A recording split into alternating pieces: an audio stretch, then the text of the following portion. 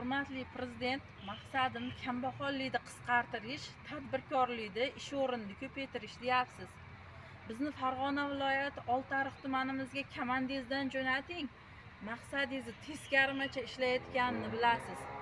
Oltiariq tumanini boshqarib o'tirganlarga ishonib, kambag'al va beva becharaga berib bo'lmaydi, hatto kepek yolg'ondan berib, rasmlarga olib, aldab hammani gangitib, yordamga munosiblari qolib, nomunosiblari bo'lib oladi changitib. Assalomu alaykum, meni ko'rib turganlar. Ushbu murojaatim Prezidentimiz Shavkat Miromonovich Mirziyoyevga hamda Farg'ona viloyat hokimimiz Xayrullo Bozorovga.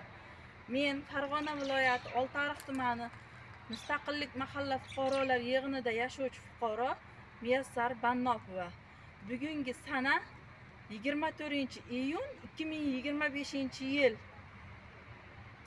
Prezidentimizni buyruqlari teskarimacha ishlayapti deganimning sababi shuki, bizni Oltiariq tumanimizda yolg'iz onalarga berilish kerak bo'lgan uy berilmadi. Yolg'iz onalardan 20 milliondan boshlang'ich to'lovga pul yig'ib olishib, uyni berishmadi. 20 milliondan pullarini qaytarib olishganiga shukurlarini qilib qolishardi. Sodda qilib aytganda shu bevalarning pulidan ham foydalanib olishdi. Tadbirkorlar masalasiga kelsak, men 8 yildan beri tikuvchilik qilib, asosan tashqi bozorga savdo qilaman. 20 nafar ish o'rin yaratganman. Bu 8 yil davomida xalq qabulxonamizga ko'p marotaba murojaat qilganman. Menga tuman markaziga yaqinroq joydan joy qilib berishlarini so'rab, afsuski bizning tumanimizda shu tadbirkorlikka ham qarshi turadigan idoralar bor. Mana shu joyda hozirgi kunga kelib so'rasam, endi faqat aksionda olasan deyishyapti.